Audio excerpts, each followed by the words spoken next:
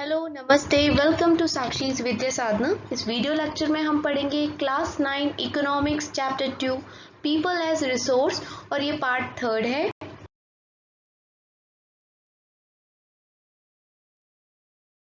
इसके अंदर हम डिस्कस करने वाले हैं क्वालिटी ऑफ पॉपुलेशन की क्वालिटी के बारे में। The quality of population depends upon the literacy rate, health of a person indicated by life expectancy and skill formation acquired by the people of the country। तो देखो, कोई भी जो जनसंख्या है, पॉपुलेशन है, उसकी क्वालिटी को आप कैसे निर्धारित करोगे? ये देखोगे कि वो जो जनसंख्या है, हमारी लोग हैं जो हमारे, वो कितने पढ़े लिखे हैं, क्या साक्षरता दर है उनका, मतलब लिटरेसी रेट, लिखना पढ़ना आता है या नहीं आता, इंसान की हेल्थ कैसी है, क्योंकि अगर वो बिस्तर पे ही पड़ा रहेगा तो फिर समाज के लिए, खुद के लिए और हमारे देश के लिए क्या कंट्रीब्यूट कर पाएगा। सही बात है। तो ये सारी चीजें इंपॉर्टेंट होती हैं। The quality of population ultimately decides the growth rate of the country. Literate and healthy population are an asset.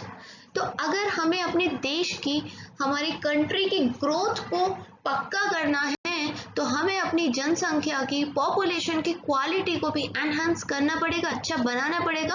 और क्वालिटी को अच्छा बनाने के लिए लोगों को लिटरेट यानी सबको पढ़ाना होगा, सिखाना होगा, स्किल्स को डेवलप कराना होगा और उसके साथ साथ लोगों को हेल्दी भी बनाना होगा। ठीक है। अगर हमें हेल्दी और लिटरेट लोग मिल जाएं तो ये एक एसेट की तरह काम करते हैं, ना कि किसी बोझ की तरह। जैसा कि आमतौर पर आज तक हम सुनते आए हैं कि जो जनसंख्या है वो एक बोझ है ना। तरह तरह की स्कीम आती रहती हैं कि 2 से ज़्यादा बच्चे नहीं कर सकते हो। ये सब क्यों हो रहा है? ताकि पॉपुलेशन पे हम लगाम लगा सकें, रोक लगा सकें। लेकिन मेरे हिसाब से और इस चैप्टर के हिसाब से हमें पॉपुलेशन को रोकने की ज़रूरत नहीं है, हमें अपनी पॉपुलेशन को अच्छा बनाने की ज़रूरत है। एजुकेशन की बात करें, सकल्स education in the initial years of his life bore him the fruits in the later years in terms of a good job and salary। देखो, सकल ने अपनी शुरुआती दिन में अच्छे से पढ़ाई करी थी, तो एज अ उसका रिजल्ट क्या है, उसको अच्छी जॉब मिल गई, अच्छी सैलरी के साथ। तो एजुकेशन एक बहुत ही इम्पोर्टेंट फैक्टर होता है, जो कि हमने देखा सकल की जिंदगी में भी रहा। उसने एक नया हॉरिजन खोल के रख दिया, उसके लिए एक नया जिंदगी का पहलू खोल दिया सकल के लिए, है ना। जहाँ पर उसको नई एस्पिरेशंस मिली, उसने अपनी वैल्यूज डेवलप करी लाइफ की। नॉट ओनली फॉर सकल, education contributes towards this growth of society also. देखो, जो सकल ने ज्ञान अर्जित किया था, उससे उसे तो जॉब मिली, साथ के साथ अपने देश के लिए भी वो कर पा रहा है, क्योंकि जिस सोसाइटी में वो रहता है वहाँ पर वो अपने एजुकेशन का तो इम्पैक्ट डालेगा ही डालेगा। तो he is also contributing towards the country. Okay, it enhances the national income, cultural richness and increases the efficiency of governance। समझ रहे हैं ना। मात्र अगर एक व्यक्ति शिक्षित होता है तो वो सिर्फ खुद के लिए नहीं होता, वो अपने समाज के लिए, अपने देश के लिए शिक्षित होता है और कंट्रीब्यूट भी करता है नेशनल इनकम के अंदर। There is a provision made for providing universal access, retention and quality in elementary education with special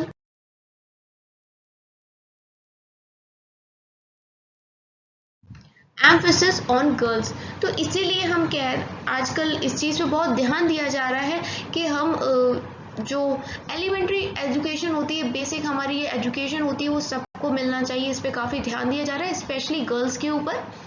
तो इसके लिए क्या किया जा रहा है, इस्टेब्लिशमेंट किया गया है स्कूल्स का, जैसे कि नवोदय विद्यालय का किया है। हर डिस्ट्रिक्ट में एक नवोदय विद्यालय है। बहुत सारी वोकेशनल स्ट्रीम्स भी डेवलप करी जा रही हैं, जहाँ पर स्टूडेंट्स ना कुछ ऐसे स्किल सीख सकें, हाई स्कूल के स्टूडेंट्स, सो दैट वो अपना कोई व्यवसाय स्टार्ट कर दें, है ना। उनको स्किल सिखाए जाते हैं। The plan outlay on education has increased from rupees 151 crore in the first plan to 3,766.9 crore in the 11th plan. ये प्लान क्या है, आप समझ रहे हो प्लान क्या है? क्या कभी आपने प्लानिंग कमीशन के बारे में सुना है? नहीं सुना तो सर्च करके देख लेना। इन शॉर्ट मैं आपको बता देती हूँ। तो प्लानिंग कमीशन बनाई जाती थी। इसमें क्या होता था, 5 साल के लिए नीति बनाई जाती थी कि हम इतने से इतने रुपए इस सेक्टर में खर्च करेंगे और इस सेक्टर का डेवलपमेंट करेंगे। शुरुआती जो हमारे साल थे स्टार्टिंग के, जब हमें आज़ादी मिली, तो जो फर्स्ट 5 ईयर्स प्लान होते थे उनके अंदर हमने अपने एग्रीकल्चर सेक्टर को मजबूत किया। धीरे धीरे फिर हम अपने इंडस्ट्रियल, मैन्युफैक्चरिंग, सर्विस सेक्टर्स पे आए और आज के टाइम पे बहुत अच्छा कर रहे हैं। तो उन्हीं प्लान्स के अंदर क्या होता है, जो पहला प्लान था उसके अंदर देखिए कितना रुपए थे, 151 करोड़। और कितना मतलब फर्स्ट प्लान में इतने ज़्यादा रुपए थे, ठीक है, और 11th प्लान में इतने थे 3700। तो कितना ज़्यादा शिफ्ट आया है, काफ़ी हमने शिफ्ट तो किया है फर्स्ट प्लान से लेके 11th प्लान तक। उसके बाद क्या हो गया, आप सोचेंगे क्या अभी भी प्लान बनते हैं क्या, प्लानिंग कमीशन प्लान बनाती है अगले 5 सालों के लिए? तो दरअसल प्लान तो बनते हैं, लेकिन अब नाम प्लानिंग कमीशन नहीं है, अब नाम है नीति आयोग। आई थिंक आपने नाम सुना होगा, श्री नरेंद्र मोदी जी ने प्लानिंग कमीशन का नाम अब नीति आयोग कर दिया है और वो हेड है नीति आयोग के। अब नीति आयोग हमारे लिए पॉलिसीज और जो भी डिसीजन मेकिंग है करता है, एज अ थिंक टैंक काम करता है। The expenditure on education as a percentage of GDP, GDP समझते हैं, Gross Domestic Product, rose from 0.64% in 1951-52 to 3.010% in 2015-16। तो मतलब 0.64 से लेके 3% आया है। तो मैं नहीं कहूँगी कि बहुत ज़्यादा आया है, लेकिन हाँ, हमें हमेशा पॉजिटिव रहना चाहिए कि ग्रोथ तो हुई है एटलीस्ट। और ये जो परसेंट है, ये हमारी जीडीपी का परसेंट है, और हमारी जो जीडीपी है कोई छोटी मोटी नहीं है। इंडिया एक बहुत बड़ी इकोनॉमी है। has remained stagnant around 3% from past few years। और बहुत सारे मतलब कई सालों से हम देख रहे हैं कि ये जो हमारा जीडीपी का जो ये परसेंटेज है, ये 3% पे ही टिका हुआ है। The budgetary estimated as stated in the budget,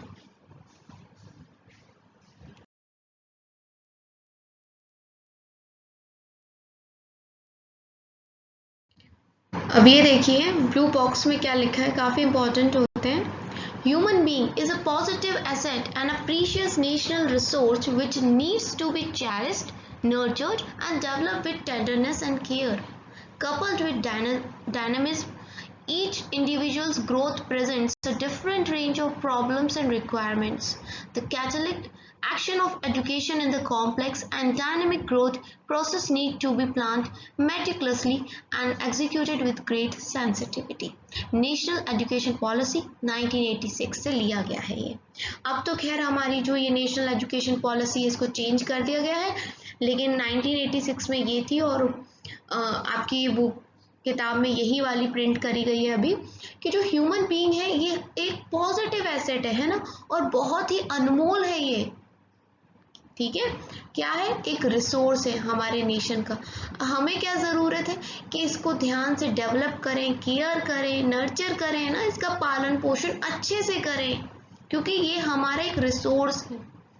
और हर एक इंडिविजुअल की जो ग्रोथ है उसके साथ अलग अलग प्रकार की प्रॉब्लम और ज़रूरतें आती हैं, उस सब का ध्यान रखना हमारी जिम्मेदारी है। द कैटलिक एक्शन ऑफ एजुकेशन जो होती है, जो कैटलिक एक्शन होता है एजुकेशन का, वो बहुत कॉम्प्लेक्स है ना। और इसके लिए इसके अंदर क्या होता है, डायनेमिक ग्रोथ होती है प्रोसेस की, जिसके अंदर हमें प्लान करना पड़ेगा और अच्छे से एग्जीक्यूट करना पड़ेगा सेंसिटिविटी के साथ, जो कि असल में इम्प्लीमेंट होता नहीं है। इसलिए जो हमारी जनसंख्या है, ये जो पॉपुलेशन है, वो बोझ की तरह देखने को मिलता है। जो अभी इसमें पूरी बात लिखी, अगर हम उस तरीके से चलें तो यही जो जिसको बोझ समझा जा रहा है वो सोना लगेगा हमें, ठीक है।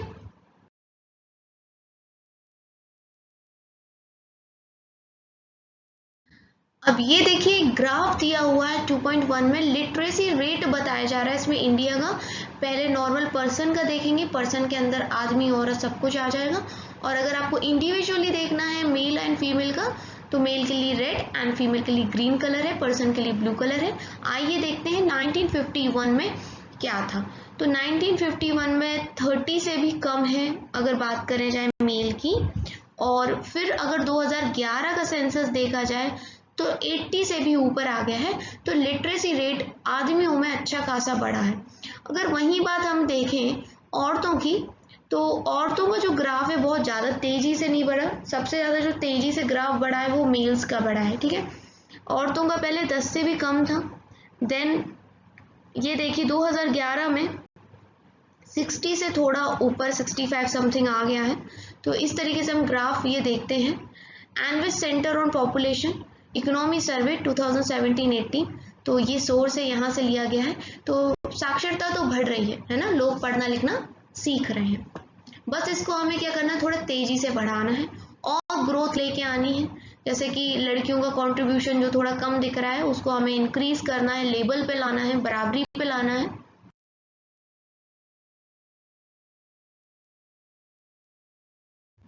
अब देखिए लेट्स डिस्कस में क्या बोला जा रहा है, इसको देखते हैं। Study the graph and answer the following question. Has the literacy rate of the population increased since 1951? तो यस एब्सोल्युटली इंक्रीज हुआ है। In which year India has the highest literacy rate? तो फिर ग्राफ को देखिए और बताइए किस ईयर में सबसे ज़्यादा है लिटरेसी रेट इंडिया का। तो ऑब्वियस सी बात है 2011 में है। Why literacy rate is high among males of India? तो इसके बहुत सारे आंसर्स हैं और आप ऐसी सोसाइटी में रहते हो, आपको खुद भी पता होगा कि आदमियों के पास जो लिटरेसी है वो ज़्यादा क्यों है, औरतें क्यों कम लिटरेट हैं, ये आप बता पाते हो, आराम से बता दोगे। क्योंकि हमारा समाज ऐसा है, बहुत जगहों पे अभी भी लड़कियों को पढ़ने नहीं दिया जाता है, हायर स्टडीज़ के लिए बाहर नहीं भेजा जाता है, बहुत सारी चीज़ें हैं। वुमेन लेस एजुकेटेड क्यों है आदमियों से, ठीक है, वही चीज़ आप बता दोगे। How would you calculate literacy rate in India? Calculate कैसे किया जाएगा लिटरेसी रेट इंडिया के अंदर, तो ये मैं आपको बताऊंगी अभी थोड़ी देर से। And what is your projection about India's literacy rate in 2020? तो 2020 तो जा चुका है, अभी 21 चल रहा है। तो मैं आपसे इस क्वेश्चन को पूछूंगी कि आपका क्या प्रोजेक्शन है about India's literacy rate in 2025 तक, क्या चेंजेस आ जाएंगे, इसको आप अपने खुद के शब्दों में लिख के कॉमेंट सेक्शन में बताइएगा। अब बात ये आती है कि हम कैसे कैलकुलेट कर सकते हैं लिटरेसी रेट को इंडिया के अंदर, तो I will tell you later. अब इसके अंदर देखिए एक्टिविटी में क्या बोला जा रहा है। Count the number of boys and girls studying in your school और in your neighbouring coed school. Ask the school administrator to provide you with the data of boys and girls studying in the classroom. Study the difference if any and explain for reason in the classroom. आपको अपने आसपास के school में जाना है, जो भी school चालक चलाता है उससे पूछना है कि कितने लड़के कितनी लड़कियां रहती हैं, उनका डाटा कलेक्ट करना है और जो भी आपको दिख रहा है उसको आपको लिखना है और एक्सप्लेन करना है रीज़न के कि ऐसा है तो ऐसा क्यों है, कि मतलब अगर लड़कों की संख्या ज़्यादा है लड़कियों की कम है तो ऐसा क्यों है, या अच्छे नंबर किसी के ज़्यादा आ रहे हैं कम आ रहे हैं तो ऐसा क्यों है, आपको रीज़न देना है। ठीक है, चलिए अब मैं आपको बताती हूँ कि हम कैसे कैलकुलेट करेंगे लिटरेसी रेट को इंडिया में। आइए देखते हैं।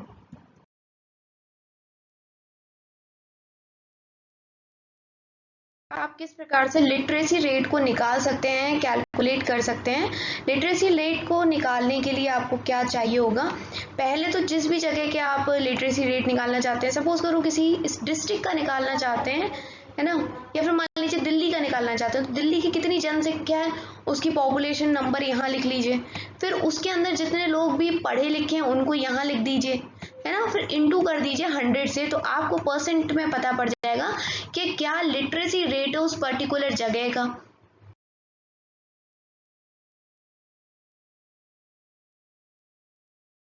आगे देखिए, Documents of Union State Governments, Reserve Bank of India, the expenditure on education as a percentage of GDP has declined to 2.7% in 2017-18।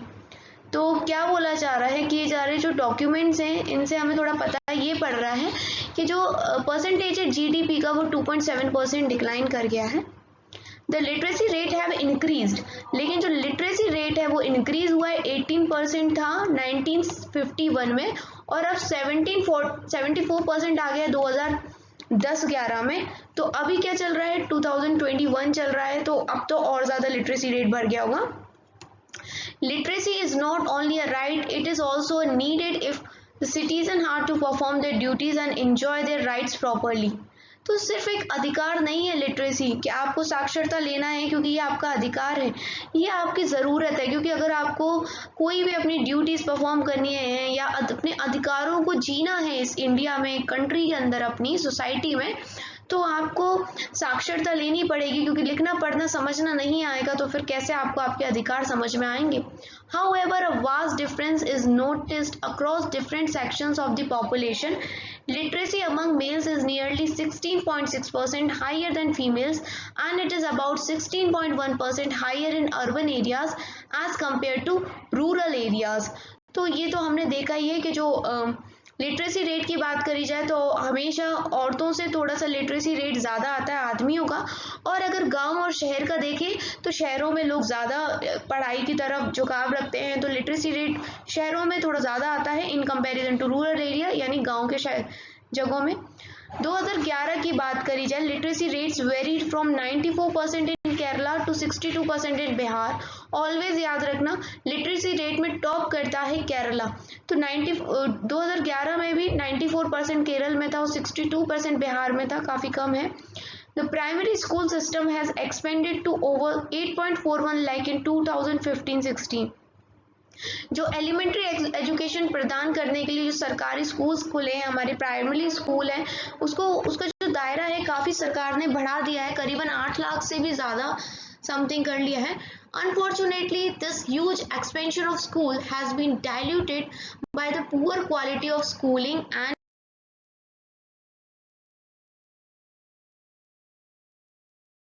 high dropout rates।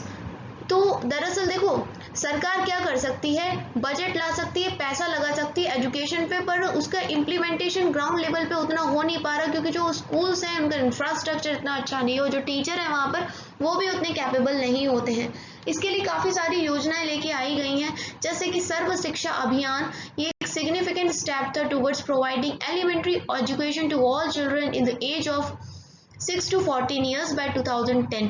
तो ऐसा हमारी सरकार ने प्रण लिया था कि 2010 तक हम जो 6 से 14 वर्षीय बच्चे हैं उनको सर्व शिक्षा अभियान के अंदर एलिमेंट्री एजुकेशन प्रदान करेंगे। लेकिन वैसा ऐसा हुआ तो नहीं है कि 2010 तक सारे ही 6 से 14 वर्ष के बच्चों को एलिमेंट्री एजुकेशन मिल गई, लेकिन हाँ काफ़ी इंक्रीज आया है और सर्व शिक्षा अभियान ने बहुत कंट्रीब्यूट किया है एजुकेशन के अंदर। It is a time bound initiative of the central government in partnership with the states, the local government and community for achieving the goal of universalisation of elementary education. तो ये एक initiative लिया गया था सरकार, केंद्र सरकार के द्वारा, और इसमें जो राज्य सरकार है, लोकल गवर्नमेंट है, इनका भी अपना योगदान है, ताकि हम यूनिवर्सलाइजेशन कर सकें एलिमेंट्री एजुकेशन का, जैसा कि गोल है हमारा। Along with it, bridge courses and back to school camps have been initiated to increase the enrollment in elementary education। काफ़ी सारे जो कोर्सेज लेके आए गए हैं, कैंपिंग्स की गई हैं, जैसे कि मिड डे मील के बारे में आपसे सुना होगा। ये एक ऐसी योजना है जहाँ पर बच्चों को खाने की चीज़ें दी जाती हैं, पंजीरी या खिचड़ी। तो जो पुअर बच्चे रहते हैं, जो थोड़े गरीब घर के बच्चे होते हैं, तो बहुत सारे तो इसीलिए भी आ जाते हैं स्कूल्स में, सो दैट हमें खिचड़ी खाने मिलेगी, पंजीरी खाने मिलेगी, तो एटलीस्ट उसी के लिए सही वो स्कूल में बैठते हैं और कुछ ना कुछ तो फिर सीखते ही हैं। These policies could add to the literate population of India. साथ में साथ उन्हें ज्ञान भी मिलता है और उनका न्यूट्रिशनल वैल्यू भी सही हो रहा है। इस सब से हमारी जो पॉपुलेशन है इंडिया की वो लिटरेट हो रही है। The 12th plan endeavored to raise the country's gross enrollment ratio (GER) in higher education in the age group 18 to 23 years to 25.2% by 2017-18 and to reach the target by 30% by 2021। सो ये हमारा एक target था कि हम अपने बच्चों को higher studies के लिए जो 18 से 23 साल के बीच में है, उनका जो रेशियो पहले 25% था समथिंग, उसको बढ़ा के 5% 30% पे ले आए, ठीक है। And the strategy focuses on increasing access, quality, adoption of state-specific curriculum modification, vocalization and networking on the use of information technology। तो ये सारे माध्यम से हमें ये परसेंटेज बढ़ाना था, ताकि क्या है, देखो अब गांव में एलिमेंट्री स्कूल खुल गए हैं तो वहाँ तो चलो एक बार वो बढ़ा देते हैं, लेकिन फिर हायर एजुकेशन के लिए बाहर नहीं जाने देते हैं बच्चों को, स्पेशली गर्ल्स को नहीं जाने देते हैं, तो उसके लिए भी काम करने की ज़रूरत है। The plan also focuses on distance education, convergence of formal and non-formal, distance and IT education institution। तो देखिए जो लोग घर से नहीं जा सकते हैं, मजबूरी है, कोई प्रॉब्लम है, तो उनके लिए डिस्टेंस एजुकेशन होना चाहिए, सो दैट वो घर पे बैठ के ही अपने कोर्सेज को कर लें, ग्रेजुएशन या जो भी पोस्ट ग्रेजुएशन जो भी कोर्स करना चाहते हैं घर बैठ के कर सकें। और IT एजुकेशन भी होनी चाहिए, इंफॉर्मेशन टेक्नोलॉजी बहुत ज़रूरी है इस टाइम पे, तो इसकी अलग से एजुकेशन होनी चाहिए। Over the past 50 years, there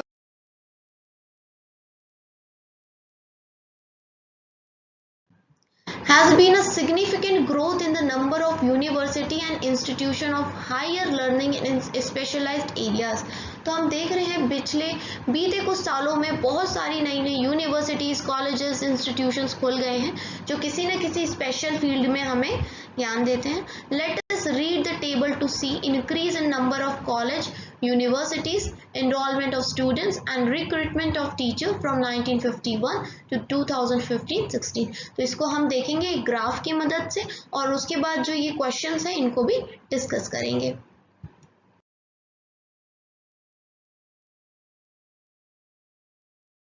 देखिए ये है वो table, number of institution of higher education, enrolment और फैकल्टी। हमें क्या देखना है कि ये ईयर दिया है और इन ईयर में कितने कॉलेजेस थे, फिर कितनी यूनिवर्सिटी थी, उन यूनिवर्सिटी के अंदर बच्चे कितने थे, है ना, और फिर टीचर कितने थे, ये सारी चीज़ें। तो चलो अगर 1950 से 51 इस साल का लेते हैं आज़ादी के बाद से, तो 750 कॉलेजेस थे और करीबन 30 यूनिवर्सिटीज़ थी, और उन सबको मिला के 2,63,000 बच्चे पढ़ते थे और टीचर थे 24,000। और वहीं अगर अब हम देखें 2017-18 का देखें, क्योंकि 2018-19 का डाटा पूरी तरीके से यहाँ है नहीं, तो अगर 2017 का देखें तो देखिए क्या ग्रोथ हुआ है। पहले था कॉलेज कितने थे, 750 कॉलेज थे, नाउ कॉलेजेस हो चुके हैं 41,000। समझ रहे हो कितने ज़्यादा कॉलेज हो गए तब से अब। और यूनिवर्सिटी जहाँ पहले सिर्फ 30 थी, अब हो गई हैं 851 यूनिवर्सिटीज़, ठीक है। और स्टूडेंट पहले 2,63,000 स्टूडेंट्स हुआ करते थे, अब आप देखिए कितने ज़्यादा हैं, हो गए हैं 3 करोड़ समथिंग, 3,66,42,378 स्टूडेंट, मतलब 2 लाख से 3 करोड़ तक का सफ़र किया है। और जहाँ 24,000 टीचर्स हुआ करते थे, वहाँ अप्रोक्स राउंड ऑफ कर लो इसको, तो अब 13 कितना हो गया, ये लाख टीचर्स हैं इन सारी यूनिवर्सिटी और कॉलेजेस को मिला के, तो काफ़ी सारा चेंज आया है।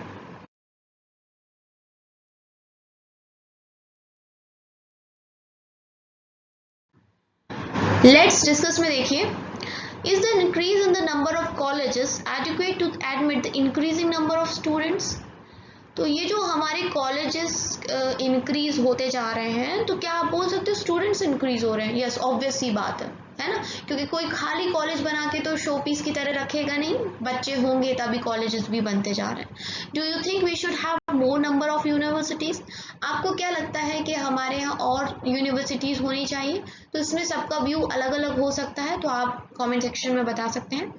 What is the increase notice among the teacher in the year 1989 और 99? ये जो ईयर दे रखा है, इसमें आपने क्या नोटिस करा टीचर्स के अंदर, ठीक है, टीचर्स के जो चेंज आया है उसमें। And what is your idea about future colleges and universities? आप किस तरह से देखते हैं, क्योंकि अभी आप क्लास 9 के स्टूडेंट हैं, 10, 11, 12 आप पे अब ज़्यादा टाइम नहीं है, आप भी कॉलेजेस में जाएंगे, तो आप क्या सोचते हो कि कैसे कॉलेज और यूनिवर्सिटीज़ होने चाहिए इन फ्यूचर? क्योंकि आप भी अपने किसी न किसी बड़े दीदी भैया से बात करते होगे कि उनके कॉलेज में ये होता है वो होता है। अभी आपको बहुत क्यूरियोसिटी होती होगी कि हम कॉलेज जाएंगे तो ये करेंगे वो करेंगे, तो आपने भी तो अपना एक कुछ इमेजिनेशन बनाया होगा, तो वो इमेजिनेशन बताओ कि आप क्या चाहते हो कि ऐसा आपका कॉलेज और यूनिवर्सिटी होना चाहिए। तो आज हमने इस वीडियो लेक्चर में एजुकेशन को डिस्कस किया था। ये एजुकेशन अगर हमें जो हमारी जनसंख्या है उसको मिलता है तो वो एक एसेट की तरह काम करेगी। दूसरा पॉइंट है हेल्थ, हेल्थ इज वेल्थ, तो हेल्थ को भी संभाल के रखना है। और लेकिन हेल्थ के बारे में मैं आपको बताऊंगी नेक्स्ट वीडियो लेक्चर में, क्योंकि ज़्यादा लेंथी नहीं करना है। ठीक है, मिलते हैं नेक्स्ट वीडियो में। Thanks for watching. Sakshi Vidya Sadhana.